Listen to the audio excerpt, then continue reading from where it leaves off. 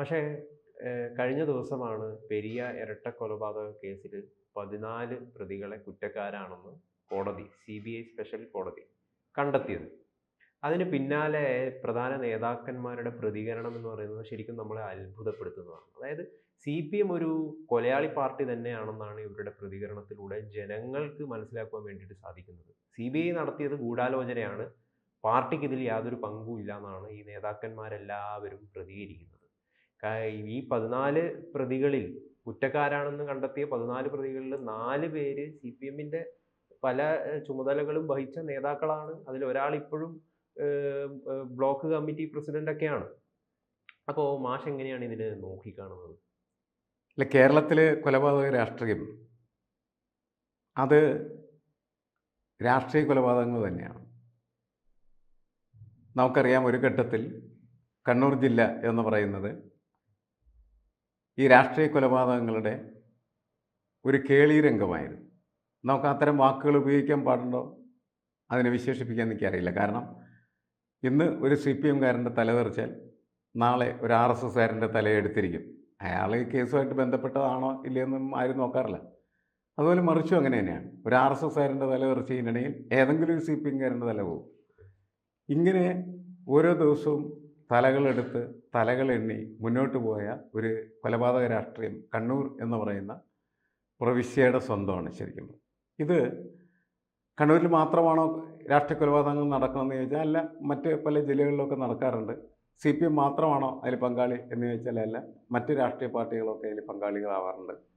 കോൺഗ്രസ്സുകാർ CPM-കാരെ കൊന്നിട്ടുണ്ട്, RSS-കാർ, BJP-ക്കാർ, മുസ്ലിം ലീഗ്, തിരിച്ച് ഇതേപോലെ CPM ഈ പറയുന്ന എല്ലാ രാഷ്ട്രീയ പാർട്ടികളെയും. CPM-ന്റെ അത്ര മറ്റുള്ളവർ ചെയ്തിട്ടില്ല എന്നാണോ? അല്ല, CPM എല്ലാത്തിലും മിക്കവാറും പ്രതിയായിരിക്കും. CPM-ന്റെ അത്രയും ആളുകൾ മറ്റൊരു പാർട്ടിയിലും ഈ രാഷ്ട്രീയ കൊലപാതകത്തിൻ്റെ പേരിൽ മരിച്ചിട്ടുമില്ല. ഏറ്റവും കൂടുതൽ രക്തസാക്ഷികൾ ഉണ്ടായിട്ടുള്ളത് CPM-ആണ്, അല്ലെങ്കിൽ CPM-നാണ് ഏറ്റവും കൂടുതൽ നഷ്ടം സംഭവിച്ചത്. പക്ഷേ ഈ രാഷ്ട്രീയ കൊലപാതകങ്ങളിൽ CPM-ന്റെ പ്രത്യയശാസ്ത്രം എന്ന് പറയുന്നത് മുങ്ങി മരിക്കുകയാണ് ചെയ്തത്. അതിൻ്റെ ഏറ്റവും നല്ല ഉദാഹരണമായിരുന്നു TP ചന്ദ്രശേഖരൻ വധം എന്ന് പറയുന്നത്. TP ചന്ദ്രശേഖരൻ എന്തിനാണ് പാർട്ടി വിട്ടത്? പാർട്ടി ശരിയായിട്ടുള്ള രീതിയിൽ ഇടതുപക്ഷ രാഷ്ട്രീയം മുന്നോട്ട് വെക്കുന്നില്ല എന്നും അതോടൊപ്പം തന്നെ പാർട്ടിക്കകത്ത് നിലനിന്നിരുന്ന VS പിണറായി ഗ്രൂപ്പ് പോരിൽ VS-നൊപ്പം നിന്ന ഒരാളായിരുന്നു TP ചന്ദ്രശേഖരൻ. VS-നെ പിന്തുണക്കുകയും VS-ൻ്റെ ഒരു രാഷ്ട്രീയ ശക്തിയായി മാറുകയും ചെയ്ത TP ചന്ദ്രശേഖരനെ ഭീകരമായിട്ടുള്ള രീതിയിൽ വെട്ടിക്കൊലപ്പെടുത്തുകയാണ് ചെയ്തത്. അദ്ദേഹത്തിൻ്റെ മുഖം പോലും തിരിച്ചറിയാൻ പറ്റാത്ത രീതിയിലേക്കുള്ള പകപോക്കലിൻ്റെ ഒരു രാഷ്ട്രീയമാണ് അന്ന് കണ്ടത്. പക്ഷേ കേരളം മുഴുവനും എഴുന്നേറ്റ് നിന്ന് ആ രാഷ്ട്രീയ ഭീകരതയെ എതിർക്കുകയാണ് ചെയ്തത്. ആ രാഷ്ട്രീയ ഭീകരതയെ എതിർത്തപ്പോൾ, രാഷ്ട്രീയ കൊലപാതകത്തെ എതിർത്തപ്പോൾ, ആ എതിർപ്പെന്ന് പറയുന്നത് CPM എന്ന് പറയുന്ന പാർട്ടിക്കെതിരായിട്ടുള്ള എതിർപ്പായി പിന്നീട് പാകപ്പെട്ടു. പിന്നീട് അതിനെ തുടർന്ന് നടന്ന രാഷ്ട്രീയ കൊലപാതകങ്ങളെല്ലാനും CPM വല്ലാത്ത തരത്തിൽ വിചാരണയ്ക്ക് വിധേയമായ രാഷ്ട്രീയ കൊലപാതകങ്ങളെ. അപ്പം അങ്ങനെ രാഷ്ട്രീയ കൊലപാതകങ്ങളിൽ പങ്കാളികളാകുന്ന CPM-ൻ്റെ നേതൃത്വം ജനങ്ങളാൽ ചോദ്യം ചെയ്യപ്പെടുകയും വിചാരണ ചെയ്യപ്പെടുകയും ചെയ്തു. അതിൻ്റെ ഈ അവസാന തലക്കൽ നിൽക്കുന്ന ഒരു രാഷ്ട്രീയ കൊലപാതകമാണ് പെരിയ. കൃപേഷും ശരത്ലാലിനെയും അവർ വെട്ടിക്കൊലപ്പെടുത്തി.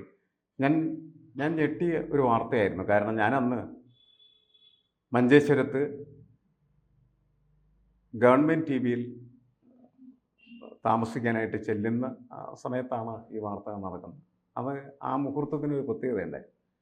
ഇടതുപക്ഷ ജനാധിപത്യ മുന്നണിയുടെ ജാഥ മഞ്ചേശ്വരത്ത് സീതാരാം യെച്ചൂരി ഉദ്ഘാടനം ചെയ്തിട്ട് അതിങ്ങനെ വരുന്ന സമയമാണത്. ശരി, സീതാരാം യെച്ചൂരി താമസിച്ച മുറിയിൽ തന്നെയാണ് ഞാൻ താമസിക്കുന്നത്. അദ്ദേഹം പോയി, ഞാൻ ആ മുറിയിൽ പ്രവേശിക്കുന്നു. അദ്ദേഹം പലരും പറയുന്ന പോലെ ആ മുറി നിറച്ച് സിഗരറ്റിൻ്റെ മണവുമായി.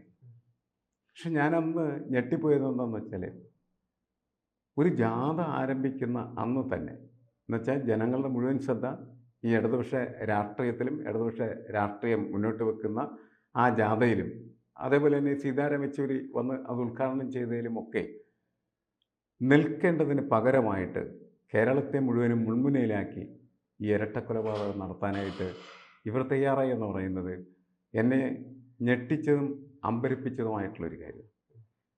കാരണം ഇവർക്ക് എന്താണ് ഭ്രാന്തളയോ എന്ന് അന്ന് ഞാൻ സ്വയം ചോദിച്ച ഒരു കാര്യമായിരുന്നു.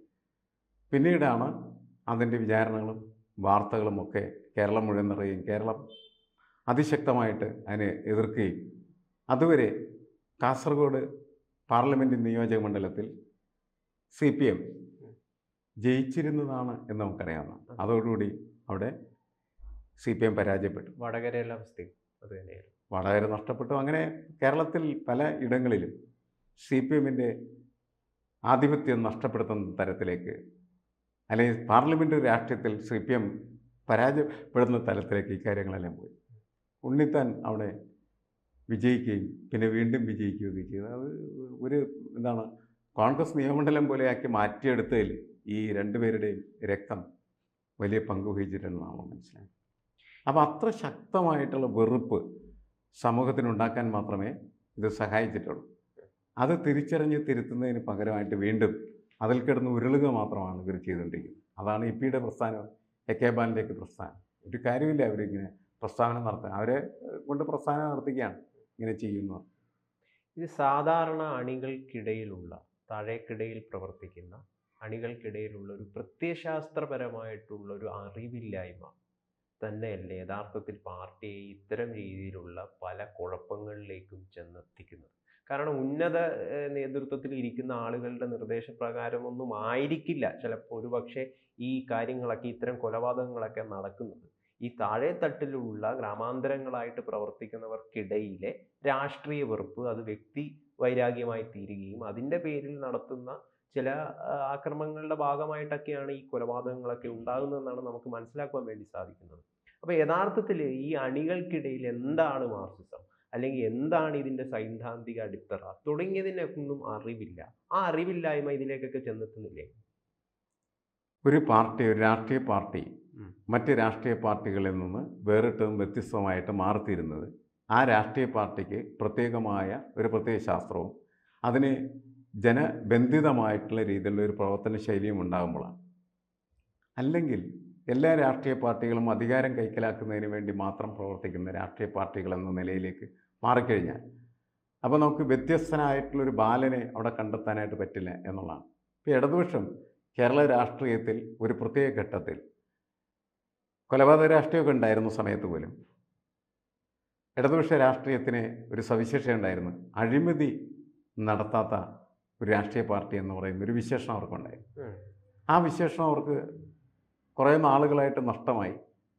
അഴിമതിയും അതുപോലെ വർഗീയതയില്ലാത്തൊരു പാർട്ടി, അഴിമതിയും വർഗീയതയും ഇല്ലാത്തൊരു പാർട്ടി എന്ന വിശേഷം അതിന് നേരത്തെ ഉണ്ടായിരുന്നെങ്കിലും ഇപ്പോൾ അതിൻ്റെ പ്രധാന വിശേഷം അഴിമതി പാർട്ടി, വർഗീയ പാർട്ടി എന്നാണ്.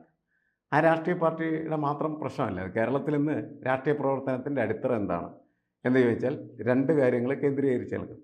ഒന്ന് അഴിമതിയെ കേന്ദ്രീകരിച്ച്, മറ്റൊന്ന് വർഗീയത കേന്ദ്രീകരിച്ച്. അഴിമതിയും അതേപോലെ തന്നെ വർഗീയതയുമാണ് ഈ ഇന്നത്തെ രാഷ്ട്രീയ പ്രവർത്തനത്തിൻ്റെ ഊർജ്ജമായിട്ട് മാറിക്കഴിഞ്ഞു. ഇത് ഒരു സമൂഹത്തെ സംബന്ധിച്ചിടത്തോളം വളരെ ഗുരുതരമായിട്ടുള്ള പ്രതിസന്ധിയും പ്രതിലോമ ചിന്തയ്ക്ക് കൂടുതൽ സാധ്യതകൾ വർദ്ധിപ്പിക്കുന്ന ഒന്നാണ്. അപ്പോൾ ഈ രാഷ്ട്രീയ കൊലപാതകങ്ങളൊക്കെ എന്തുകൊണ്ട് പ്രാദേശിക തലങ്ങളിൽ നടക്കുന്നതെന്ന് നമ്മൾ പരിശോധിച്ചാൽ ശരിയാണ്, ആ പ്രാദേശിക തലത്തിലുള്ള നേതൃത്വത്തിന് രാഷ്ട്രീയമായിട്ടുള്ള ബോധമില്ല. അവരെ രാഷ്ട്രീയമായിട്ട് ആയുധമണിയിക്കുക എന്ന് പറയുന്ന ഒരു പ്രക്രിയ നടക്കുന്നില്ല. അതാണുള്ള പ്രശ്നം. കാരണം അവരെ വിളിച്ചിരുത്തി പഠിപ്പിച്ച് ഇന്ന രീതിയിലൊക്കെയാണ് നമ്മുടെ രാഷ്ട്രീയം മുന്നോട്ട് പോകുന്നത് എന്ന് പഠിപ്പിക്കുന്നില്ല. പഠിപ്പിക്കാതിരിക്കുന്നത് ബോധപൂർവമാണ്. പഠിപ്പിച്ചാൽ പാർട്ടി നേതാക്കൾ കാണിക്കുന്ന പല പ്രവർത്തനങ്ങളെയും അവർ ചോദ്യം ചെയ്യും. വളരെ കൃത്യമായിട്ടുള്ളൊരു രാഷ്ട്രീയമാണ് CPM അണികളിൽ പ്രചരിപ്പിച്ചിരുന്നതെങ്കിൽ CPMൻ്റെ മുഖ്യമന്ത്രിയായിട്ടുള്ള പിണറായി വിജയന് 50 വാഹനങ്ങളുടെ അകമ്പടിയോടുകൂടി സഞ്ചരിക്കാനായിട്ട് ഒരിക്കലും കഴിയുമായിരുന്നു. ഈ സഹാക്കൾ ചോദിക്കും, എന്താ സഹാവ് ഇത് ഏത് പ്രത്യയശാസ്ത്ര രീതി അനുസരിച്ചാണ് ശരി എന്നവർ ചോദിക്കും. ഇപ്പോഴത് അവർ ചോദിക്കുന്നില്ല. കാരണം അവർക്ക് അതിൻ്റെ പ്രത്യയശാസ്ത്ര കാഴ്ചപ്പാട് തന്നെ നഷ്ടപ്പെടുത്തുകയാണ് ഇവർ ചെയ്യുന്ന ബോധപൂർവ്വം. അങ്ങനെയാണ് കൊലപാതക രാഷ്ട്രീയം എന്ന് പറയുന്നത് വൈരാഗ്യ രാഷ്ട്രീയമായിട്ടും പകപോക്കലിൻ്റെ രാഷ്ട്രീയമായിട്ടും ഉന്മൂലന രാഷ്ട്രീയമായിട്ടും മാറുന്നത്. നേരത്തെ വർഗശത്രുക്കൾ ഉന്മൂലനം ചെയ്യുന്നതിനെ കുറിച്ച് സംസാരിക്കുമായി. ഇപ്പോൾ വർഗശത്രുക്കളല്ല, അവരുടേതുപോലെ ജീവിക്കുന്ന വളരെ സാധാരണക്കാരായിട്ടുള്ള ദരിദ്രരായിട്ടുള്ള മനുഷ്യരാണ് ഇവർ കശാപ്പി. ഈ അപ്പോൾ പ്രത്യയശാസ്ത്രം 19 വയസ്സും അതെ മാത്രമേ മാത്രമുള്ള, അത് മാത്രമല്ല അവരുടെ വീട് കുടില് പോലത്തെ വീട്, ദാരിദ്ര്യവും കഷ്ടപ്പാടും മാത്രമുള്ള ആളുകൾ. അവരെന്തുകൊണ്ട് ശത്രുവായെന്ന് ചോദിച്ചാൽ അവർ കോൺഗ്രസ് പ്രവർത്തകരെ മാറിയെന്ന് മാത്രം. അങ്ങനെ സി പി എമ്മിൻ്റെ പ്രവർത്തകരല്ലാത്ത ആളുകളൊക്കെ സി പി എമ്മിൻ്റെ ശത്രുക്കളാണ്, അവരെ കശാപ്പ് ചെയ്യേണ്ടതാണ് എന്ന് പറഞ്ഞാൽ ആ രാഷ്ട്രീയത്തിന് എങ്ങനെയാണ് വേര് പിടിക്കാനായിട്ട് കഴിയും? എങ്ങനെയാണ് ഈ ഭൂമുഖത്ത് നിലനിൽക്കാനായിട്ട് കഴിയും?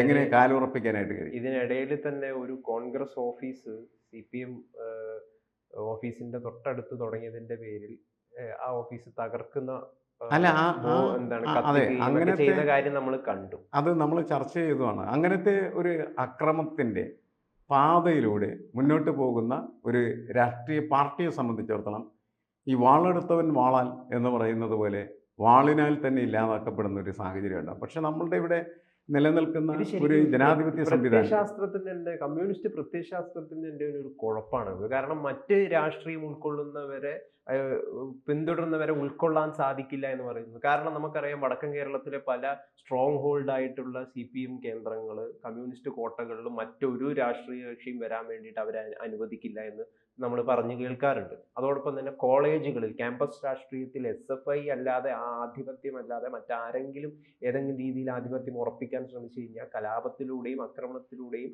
അവരെ ഇല്ലാതാക്കാനുള്ള പ്രവണത നടത്തുമെന്ന് നമ്മൾ കേട്ടിട്ടുണ്ട്. അപ്പൊ യഥാർത്ഥത്തിൽ ഇത് കമ്മ്യൂണിസ്റ്റ് പ്രത്യയശാസ്ത്രത്തിന്റെ ഒരു കുഴപ്പമാണോ, അല്ലെങ്കിൽ ഇവര് ധരിച്ചു വെച്ചിരിക്കുന്നത് തെറ്റായ രീതിയിലായതുകൊണ്ടാണോ?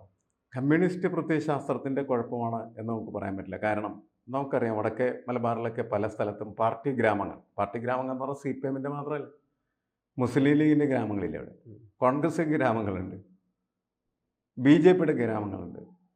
അപ്പോൾ അതെന്ന് പറയുന്നത് ഒരു പ്രത്യയശാസ്ത്രത്തിൻ്റെ പ്രശ്നമല്ല, ആ പ്രത്യയശാസ്ത്രത്തെ എങ്ങനെയാണ് ഉപയോഗിക്കുന്നത് എന്നതിൻ്റെ പ്രശ്നമാണ്. കാരണം എതിരാളിയെ ഇല്ലാതാക്കുക എന്ന് പറയുന്നത് ഒരു സ്വേച്ഛാധിപത്യ അല്ലെങ്കിൽ ഏകാധിപത്യ രാഷ്ട്രീയക്രമത്തിൻ്റെ ബാക്കി പത്രമാണ്. അതെല്ലാവർക്കും ഇഷ്ടമുള്ളൊരു കാര്യമാണ്, എല്ലാ രാഷ്ട്രീയ പാർട്ടികൾക്കും ഇഷ്ടമുള്ള കാര്യമാണ്. നടപ്പിലാക്കാൻ പറ്റാത്തതിൻ്റെ പേരിൽ നടപ്പിലാക്കാൻ പറ്റാതെ പോകുന്നു എന്ന് മാത്രമേ നമ്മളതിൽ വിചാരിക്കേണ്ട കാര്യമുള്ളൂ. അപ്പോൾ CPM അവിടെ അങ്ങനെയാണ് പ്രവർത്തിക്കുന്നതെന്ന് വെച്ചാൽ CPM ദുർബലമായ സ്ഥലങ്ങളിൽ അങ്ങനെ പ്രവർത്തിക്കാൻ അവർക്ക് പറ്റില്ല. അപ്പോൾ കയ്യൂക്കുകൊണ്ട് എതിരാളികളെ ഇല്ലായ്മ ചെയ്യുന്ന കാടൻ നീതി അത് കമ്മ്യൂണിസ്റ്റ് പ്രത്യയശാസ്ത്രമല്ല. അത് ശരി, അത് ഇവരുടെ എന്താണ് ഭരണത്തിൻ്റെയും ധാർഷ്ട്യത്തിൻ്റെയും ധിക്കാരത്തിൻ്റെയും ഒക്കെ പ്രതിഫലനമാണ്. അടികൊടുക്കണം അതിന്, അല്ലാണ്ട് വേറെ ഇനി അതൊരു മാർഗ്ഗമില്ല എന്നുള്ള അത് ഇനി ലേബൽ വെച്ചിരിക്കുകയാണ് മാർക്സിസം എന്ന് പറഞ്ഞാൽ ശരിയല്ല. കാരണം മാർക്സിസത്തിന് എല്ലാ പ്രത്യയശാസ്ത്രങ്ങളെയും സംബന്ധിച്ചിടത്തോളം അവയ്ക്ക് വേണമെങ്കിൽ പലതരത്തിലുള്ള വ്യാഖ്യാനങ്ങളും പല രീതിയിലുള്ള രൂപപ്പെടലുകൾക്കും ഉള്ള സാധ്യതകളുണ്ട്. ആ സാധ്യതകളിൽ നമ്മൾ ജനാധിപത്യവൽകൃതമായ ഒരു സമൂഹത്തിൽ ജീവിക്കുന്ന മനുഷ്യൻ്റെ ജോലി എന്താണ്? അതിലേറ്റവും കൂടുതൽ ജനാധിപത്യ സാധ്യത കണ്ടെത്തുകയും അതിനനുസരിച്ച് പ്രവർത്തിക്കാനായിട്ട് ശ്രമിക്കുകയും ചെയ്യുക എന്നുള്ളതാണ്. കമ്മ്യൂണിസ്റ്റ് പ്രത്യയശാസ്ത്രത്തിൻ്റെ പ്രശ്നമാണോ ഇതെന്ന് ചോദിച്ചാൽ പാരീസ് കമ്മ്യൂൺ എന്ന് പറയുന്ന ഒരു കൺസെപ്റ്റ് വരുമ്പോൾ അതിൻ്റെ അകത്ത് എന്താണ് കാറൽ മാർക്സ് പറഞ്ഞത്? ജനങ്ങളാൽ നിയന്ത്രിക്കപ്പെടുന്നതായിട്ടുള്ള ഭരണ സംവിധാനം, കോടതികൾ മുഴുവൻ പിരിച്ചുവിടുക, സൈന്യം പിരിച്ചുവിടുക, എല്ലാത്തിൻ്റെയും ചുമതല എന്ന് പറയുന്നത് ജനങ്ങളിലേക്ക്, ജനങ്ങളുടെ അധികാരങ്ങളിലേക്ക്, ജനങ്ങളാണെല്ലാം അങ്ങനെ കരുതപ്പെടുകയും ആ രീതിയിൽ ആക്കപ്പെടുകയും ചെയ്യുന്ന സാഹചര്യത്തിലാണ് ഭരണകൂടം തന്നെ ഇല്ലാതാവുകയും ഭരണകൂടത്തിൻ്റെ കൊഴിഞ്ഞു പോകൽ എന്ന് പറയുന്ന പ്രക്രിയ നടക്കുകയും ചെയ്യുന്ന അത്തരത്തിൽ സ്വപ്നം കണ്ട ഒരു പ്രത്യയശാസ്ത്രമാണ്. അവിടെ പിന്നെ പ്രത്യയശാസ്ത്രത്തിൻ്റെ തകരാറാണ് എന്നുള്ളത്. പ്രത്യയശാസ്ത്രം നടപ്പിലാക്കുമ്പോൾ വരുന്ന തകരാറുകളാണ്. ആ തകരാറുകൾ എല്ലായിടത്തും ഉണ്ടായിട്ടുണ്ട്. സോവിയറ്റ് റഷ്യയിൽ സ്റ്റാലിൻ്റെ കാലത്ത് എത്രയോ ആളുകളെയാണ് സ്റ്റാലിൻ കശാപ്പ് ചെയ്യുകയും സ്വന്തം പാർട്ടിയിലുള്ള പോളിറ്റ് ബ്യൂറോയിലുള്ള ആളുകളെ തന്നെ കശാപ്പ് ചെയ്തതിൻ്റെ ചരിത്രം നമ്മളെ മുന്നിലാണ്. മാത്രമല്ല അക്കാലത്ത് ഒരുപാട് പേരെ സൈബീരിയയിലേക്ക് നാടുകടത്തുകയും അവിടുത്തെ കാരാഗ്രഹങ്ങളിൽ അവരെ തണുപ്പിൽ മരിച്ച് ആയിരക്കണക്കിന് ആളുകളാണ്, അല്ലെങ്കിൽ 10,000-കണക്കിന് ആളുകളാണ് ആ ഗുലാബുകളിൽ അന്ന് ഇല്ലായ്മ ചെയ്യപ്പെട്ടത് എന്ന് നമുക്കറിയാം. ഞാൻ അവസാനം ഒരു കാര്യം കൂടി ചോദിക്കാം. ഇപ്പോൾ ഈ പെരിയ കേസിൽ തന്നെ CBI അന്വേഷണം വേണ്ട എന്ന് നിരന്തരം സർക്കാർ വാദിച്ചുകൊണ്ടേയിരുന്നു. അതിന് വേണ്ടിയിട്ട് വക്കീലിനെ നിർത്തി 1 കോടി രൂപയോളമാണ് ടോട്ടലി അവർ ചെലവാക്കിയത്. സുപ്രീം കോടതി വരെ പോയി, അവിടുന്ന് ഒക്കെ എതിര് നേരിട്ടു എന്നിട്ടാണ് പിന്നീട് CBIയിലേക്ക് പോയത്. എന്തിനാണ് ഇതിന് ജനങ്ങളുടെ ഖജനാവിൽ നിന്ന് പൈസ എടുക്കുന്ന ജനങ്ങളുടെ ഒരു പ്രധാന പ്രശ്നമുണ്ട്. ജനങ്ങളുടെ ഖജനാവിൽ നിന്ന് മാത്രമല്ല, അതല്ലാതെ ജനങ്ങളിൽ നിന്ന് പിരിച്ചെടുത്ത കാശ്. ഇപ്പോൾ ഉം. പാർട്ടിയുടെ പണം എന്ന് പറഞ്ഞാൽ ഏതെങ്കിലും ഒരു നേതാവിൻ്റെ തറവാട്ട് സ്വത്തല്ലല്ലോ. ഉം. ജനങ്ങളിൽ നിന്ന് പണം പിരിച്ചെടുത്തിട്ടായിരിക്കും ചിലപ്പോൾ പാർട്ടിയുടെ പേരിൽ കൊടുക്കുന്ന പണം. ഉം. മറ്റൊരു സർക്കാർ നമ്മളൊക്കെ കൊടുക്കുന്നതായിട്ടുള്ള നികുതി, ആ പണം എടുത്ത് ഇതൊക്കെ ചെയ്യുന്ന അതിലെന്ത് ശരിയാണ് ഇരിക്കുന്നത്? അല്ലാതെ അത് ഒരു വലിയ നിയമനിർമ്മാണം വേണ്ടേ? വലിയ അന്യായമാണ് അത്. അല്ല, ആ നിയമനിർമ്മാണം എന്ന് പറയുന്നത് നിലവിലുള്ള നിയമത്തിൻ്റെ ഒരു ലൂപ്പ് ഹോളായിട്ട് നമ്മൾ കണ്ടാൽ മതി. അതുകൊണ്ടാണ് അതങ്ങനെ എടുത്ത് ഉപയോഗിക്കാനായിട്ട് കഴിയുന്നത്. ഇപ്പൊ നവീൻ ബാബു കേസിൽ നമ്മൾ കാണുന്നു അല്ല, നവീൻ CBI ബാബു അതാണല്ലോ ഇതിൻ്റെ ഇരട്ടത്താപ്പെന്നപ്പോഴും നമ്മൾ പറയണം. സരിതയുടെ കേസിൽ അങ്ങനെയായിരുന്നു, അതെ. നവീൻ ബാബുവിൻ്റെ കേസിലാണ് ചിലതിൽ CBIക്ക് പോകാം, ചിലത് പോകണ്ട എന്ന് സർക്കാർ അങ്ങ് തീരുമാനിക്കുകയാണ്. അങ്ങനെ ഒരു CBIയും അതേപോലെ തന്നെ CBIയുടെ സ്വഭാവം അത് വേറൊരു വിഷയമാണ്, വേറൊരു ഡിബേറ്റിൻ്റെ പ്രശ്നമാണ്. CBI കൂട്ടിലടച്ച തത്താണോ അല്ലെങ്കിൽ ഭരണകൂടത്തിൻ്റെ ഉപകരണം?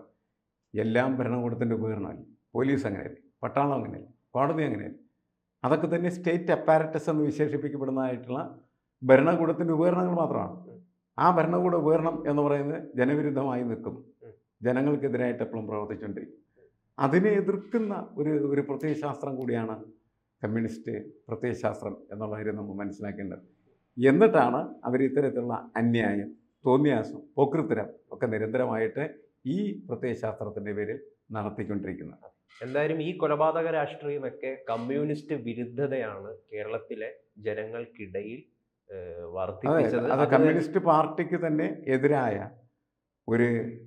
ഒരു എന്താണ് സാമൂഹ്യ ബോധം നിർമ്മിച്ചെടുക്കാനാണ് ഈ കൊലപാതക രാഷ്ട്രീയവും അക്രമവും അതേപോലെ തന്നെ അവരുടെ ധാർഷ്ട്യവും സഹായിച്ചുകൊണ്ടിരിക്കുന്നത്.